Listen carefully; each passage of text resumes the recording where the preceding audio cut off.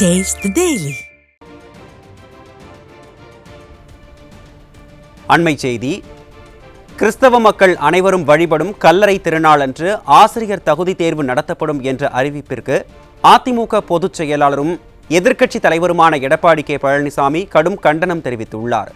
இது தொடர்பாக அவர் வெளியிட்டுள்ள அறிக்கையில், நிர்வாகத்திறனற்ற திமுக அரசு நவம்பர் 1, 2 ஆகிய தேதிகளில் ஆசிரியர் தகுதி தேர்வு நடத்தப்படும் என அறிவித்து விளம்பரம் வெளியிட்டுள்ளது என்றும், கிறிஸ்தவ மக்கள் அனைவரும் வழிபடும் கல்லறை திருநாளன்று தேர்வு அறிவிக்கப்பட்டுள்ளது வருத்தம் அளிப்பதாகவும் அதிமுக பொதுச் செயலாளர் எடப்பாடி கே பழனிசாமி குறிப்பிட்டுள்ளார்.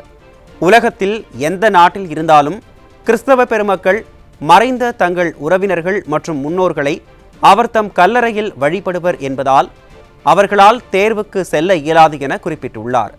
ஒரு சரியான நிர்வாகம் உள்ள அரசு இதையெல்லாம் கருத்தில் கொண்டிருக்கும். ஆனால் நடப்பதோ ஸ்டாலின் மாடல் ஆட்சி அல்லவா?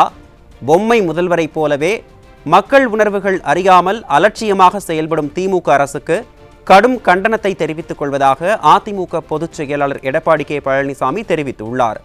மேலும் உடனடியாக ஆசிரியர் தகுதி தேர்வை வேறொரு உகந்த தேதிக்கு மாற்றி அறிவிக்க வேண்டும் என ஸ்டாலின் மாடல் திமுக அரசை வலியுறுத்துவதாகவும் அதிமுக பொதுச் செயலாளரும் எதிர்க்கட்சி தலைவருமான எடப்பாடி கே பழனிசாமி குறிப்பிட்டுள்ளார்.